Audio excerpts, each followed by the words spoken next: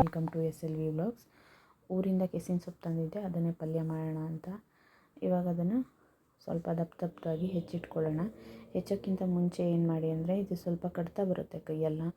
ಅದರಿಂದ ನೀವು ಹುಣಸೆ ಹುಳಿ ಅಥವಾ ಲಿಂಬೆಹಣ್ಣು, ವಿನಿಗರು ಯಾವುದಾದ್ರೂ ಸರಿ ಕೈಗೆ ನೀಟಾಗಿ ಹಚ್ಕೊಳ್ಳಿ, ಇಲ್ಲಾಂದರೆ ಸಖತ್ ಕಡ್ತಾ ಬರುತ್ತೆ.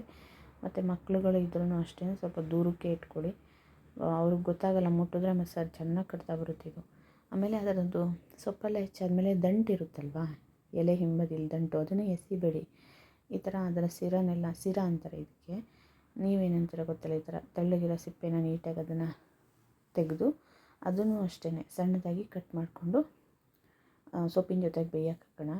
ಇದೇನು ಗೊತ್ತಾ, ಮಲೆನಾಡು ಭಾಗದಲ್ಲಿ ಈ ಮಳೆಗಾಲದಲ್ಲಂತೂ ಚೆನ್ನಾಗಿ ಎಲ್ಲ ಕಡೆಯೂ ತೋಟದಲ್ಲಿ ತುಂಬ ಚೆನ್ನಾಗಿ ಬಂದಿರುತ್ತೆ. ಮತ್ತು ಜಾಸ್ತಿ ಯೂಸ್ ಮಾಡ್ತಾರೆ. ಇದು ತುಂಬ ಹೀಟ್ ಅಲ್ವಾ, ಕೊಲಕೇಶಿ ಅಂತಾರೆ ಇದಕ್ಕೆ. ಹೀಟು ಅದರಿಂದ ಏನು ಗೊತ್ತಾ, ಇದನ್ನು ತಿನ್ನೋದ್ರಿಂದ ಅಲ್ಲಿ ತುಂಬ ಮಳೆ ಇರುತ್ತಲ್ವ, ಬಾಡಿ ಸ್ವಲ್ಪ ಹೀಟಲ್ಲೇ ಇರುತ್ತೆ. ಅದಕ್ಕೋಸ್ಕರ ಯಾವಾಗಲೂ ಮಾಡ್ತಾರೆ. ಈಗ ಇದನ್ನು ಹೆಚ್ಚಿಟ್ಕೊಂಡು ಅದು ಸೊಪ್ಪು ಜೊತೆಗೆ ಬೇಯಕ್ಕೆ ಹಾಕೋಣ. ಇನ್ನೊಂದು ಏನು ಗೊತ್ತಾ, ಒಂದೊಂದು ಕಡೆ ಒಂದೊಂದು ಥರ ಮಾಡ್ತಾರೆ ಇದನ್ನು.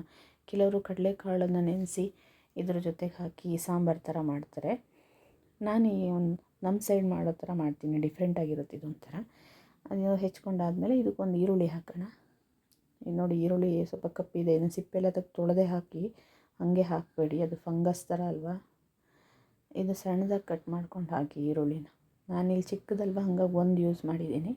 ಸೊಪ್ಪು ಸ್ವಲ್ಪ ಕಡಿಮೆನೇ ಇದೆ, ಇದು ಕಾಣೋಕ್ಕೆ ಇಷ್ಟು ಕಾಣುತ್ತೆ. ಅದು ಬೆಂದಾದ್ಮೇಲೆ ನೋಡಿ ಎಷ್ಟಾಗುತ್ತೆ ಅಂತ, ಎಷ್ಟಾಗುತ್ತೆ ಅಷ್ಟೇ. ಇವಾಗ ಇದನ್ನು ಕೆಸಿನ ಸೊಪ್ಪನ್ನ ಮಡಿಕೆಯಲ್ಲಿ ಮಾಡಿದ್ರೇ ಟೇಸ್ಟು ತುಂಬ ಚೆನ್ನಾಗಿರುತ್ತೆ. ಇನ್ನೂ ಒಲೆಯಲ್ಲೆಲ್ಲ ಮಾಡಿಬಿಟ್ರೆ ಸಖತ್ತಾಗಿರುತ್ತೆ. ಒಲೆಯಲ್ಲಿ ಮಾಡಿಬಿಟ್ರಂತೂ ತುಂಬ ಚೆನ್ನಾಗಿರುತ್ತೆ ಇದು ತಿನ್ನೋಕ್ಕೆ. ಇವಾಗ ನೋಡಿ ಇಷ್ಟೇ, ಈ ಸೊಪ್ಪು ಹಾಕೋದು. ಇನ್ನು ಸಣ್ಣದಾಗಿ ಕಟ್ ಮಾಡಬೇಕಂತನೂ ಇಲ್ಲ, ನಾನು ತಂದು 2 ದಿನ ಆಗಿತ್ತು ಅಂತ ಕಟ್ ಮಾಡಿದ್ದೀನಿ. ಇಲ್ಲಾಂದರೆ ಕೈಯಲ್ಲೇ ಹಿಂಗೆ ದಪ್ಪ ಕಟ್ ಮಾಡಿ ಹಾಕಿದ್ರೂ ಬೆಂದೋಗುತ್ತೆ. ಅದ್ರ ಜೊತೆಗೆ ಕಟ್ ಮಾಡ್ಕೊಂಡಿರೋ ಈರುಳ್ಳಿ ಸ್ವಲ್ಪ ನೀರು ಹಾಕ್ಬಿಡೋಣ. ಅದಕ್ಕೆ ಬೇಯೋಕ್ಕೆ ಎಷ್ಟು ನೀರು ಬೇಕೋ ಅಷ್ಟು ನೀರು ಹಾಕಿ ಬಿಟ್ಬಿಟ್ರೆ ಸಾಕು. ಇದಕ್ಕೆ ಉಪ್ಪು ಹುಳಿ ಏನೂ ಹಾಕಬೇಡಿ. ಇವಾಗ ಉಪ್ಪೆಲ್ಲ ಹಾಕಿದ್ರೆ ಅದು ಕರಗಿ ಬೇಯಲ್ಲ. ಇವಾಗ ನೋಡಿ ಕುದಿ ಬರ್ತಾ ಇದೆಯಾ, ಅಷ್ಟೇ. ಇದನ್ನು ಸ್ವಲ್ಪ ಸೌಟಲ್ಲಿ ತಿರ್ಸ್ತಾ ಇದ್ರೆ ಸಾಕು, ಈ ಥರ ಕರಗಿ ಬೆಂದೋಗ್ಬಿಡುತ್ತೆ ನೋಡಿ. ಇವಾಗ ನಾವು ಮಸಪ್ಪೆಲ್ಲ ಮಾಡ್ತೀವಲ್ಲ, ಆ ಥರ ಆಗೋಗ್ಬಿಡುತ್ತೆ. ಬೆಂದು ಇಷ್ಟು ಹಿಂಗಾಗಿರುತ್ತಾ. ಇದಕ್ಕೆ ಏನು ಮಾಡಬೇಕು ಅಂದರೆ, ಇವಾಗ ಖಾರ ರೆಡಿ ಮಾಡೋಣ ಇದಕ್ಕೆ. ಇವಾಗ ನೋಡಿ ಕುದಿ ಬರ್ತಾ ಇದೆ, ಫುಲ್ ಬೆಂದೋಗ್ಬಿಡುತ್ತೆ. ಹಿಂಗೆ ನೀವು ತಿರ್ಸಿದ್ರೆ ಸಾಕಷ್ಟೇ, ಸ್ವಲ್ಪ ಕೈ ಆಡ್ತಾ ಇರ್ಬೇಕು, ಅಷ್ಟು ಬಿಟ್ಟರೆ ಬೇರೆ ಏನೂ ಮಾಡೋದೇ ಇರಲ್ಲ. ಇದಕ್ಕೆ ಜಾಸ್ತಿ ಕೆಲಸನೇ ಇಲ್ಲ ಇದಕ್ಕೆ. ಇವಾಗ ಇದಕ್ಕೆ ಏನು ಮಾಡೋಣ, ಬೆಳ್ಳುಳ್ಳಿ ಹಾಕೋಣ. ಸ್ವಲ್ಪ ಜಜ್ಜಿ ಒಗ್ಗರಣೆಗೂ ಬೇಕು, ಅದಕ್ಕೂ ಮುಂಚೆನೂ ಹಾಕಬೇಕು. 1 ಗೆಡ್ಡೆ ಬೆಳ್ಳುಳ್ಳಿ ಹಾಕಿದ್ದೀನಿ ನಾನು ಫುಲ್ಲು. ಬೆಳ್ಳುಳ್ಳಿ ಹಾಕೋದ್ರಿಂದ ತುಂಬ ಟೇಸ್ಟ್ ಚೆನ್ನಾಗಿರುತ್ತೆ ಇದು. ಆಮೇಲೆ ಇದಕ್ಕೆ ನಮ್ಮ ಸೈಡಲ್ಲಿ ಈ ಸಣ್ಣ ಮೆಣಸಿನ್ಕಾಯಿಗೆ ಜೀರಿಗೆ ಮೆಣಸು ಅಂತಾರೆ, ಕೆಲವು ಕಡೆ ಗಾಂಧಾರಿ ಮೆಣಸು ಅಂತಾರೆ, ತುರ್ಕು ಮೆಣಸಿನ್ಕಾಯಿ ಅಂತಾರೆ. ಅದು ತುಂಬ ಖಾರ ಇರುತ್ತೆ. ಇದನ್ನು ಸ್ವಲ್ಪ ದಪ್ಪವಾಗಿ ಜಜ್ಜಿ ಅದಕ್ಕೆ ಹಾಕ್ತಾಯಿದ್ದೀನಿ.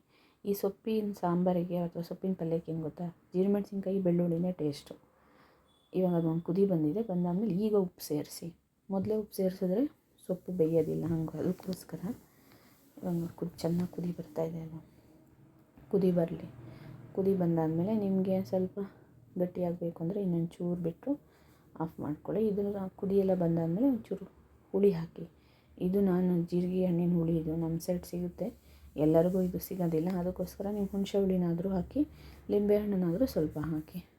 ಈ ಥರ ಹಾಕಿ, ಇದು ಹುಳಿ ಏನಕ್ಕೆ ಹಾಕ್ತೀವಿ ಅಂದರೆ, ಬಾಯಿ ಕಡ್ತಾ ಬಂದುಬಿಟ್ರೆ ಇದನ್ನು ತಿಂದಿರ್ತೀವಲ್ವ ಅಂತ ಒಂಚೂರು ಹುಳಿ ಹಾಕ್ತಾರೆ ಅಷ್ಟೇ, ಇನ್ನೇನಕ್ಕೂ ಇಲ್ಲ.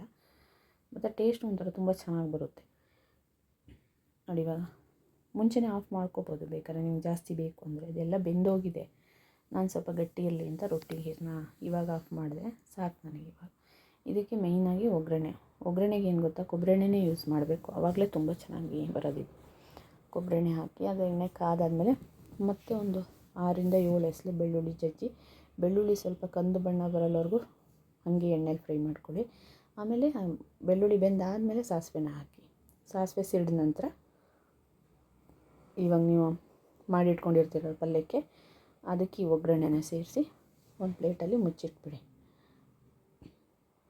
ಒಗ್ಗರಣೆ ಹಾಕಿದ ತಕ್ಷಣ ಈ ಥರ ಮುಚ್ಚಬೇಕಿಲ್ಲ ಅಂದರೆ ಅದು ಒಗ್ಗರಣೆ ಅಂಶ ಎಲ್ಲ ಗಾಳಿಗೆ ಹಾಕ್ಕೊಂಡು ಹೋಗುತ್ತೆ, ಅಷ್ಟೇ, ಟೇಸ್ಟ್ ಇರಲ್ಲ. ಈಗೆಲ್ಲ ಪಲ್ಯ ರೆಡಿಯಾಗಿದೆ. ಇದನ್ನು ಕೆಂಪಕ್ಕಿ ರೊಟ್ಟಿ ಜೊತೆಗೆ ಮಾಡಿದ್ರೆ ತುಂಬ ಚೆನ್ನಾಗಿರುತ್ತೆ. ನಾನು ಕೆಂಪಕ್ಕಿ ರೊಟ್ಟಿ ಮಾಡಿದ್ದೀನಿ, ಹಾಗಾಗಿ ಈ ಕಲರ್ ಇದೆ. ನೀವು ಒಂದು ಸತಿ ಈ ರೆಸಿಪಿನ ಟ್ರೈ ಮಾಡಿ. ಇಷ್ಟ ಆದಲ್ಲಿ ಲೈಕ್ ಮಾಡಿ, ಶೇರ್ ಮಾಡಿ, ಸಬ್ಸ್ಕ್ರೈಬ್ ಮಾಡಿ, ಸಪೋರ್ಟ್ ಮಾಡಿ. ಎಲ್ಲರಿಗೂ ನಮಸ್ಕಾರ, ಧನ್ಯವಾದಗಳು.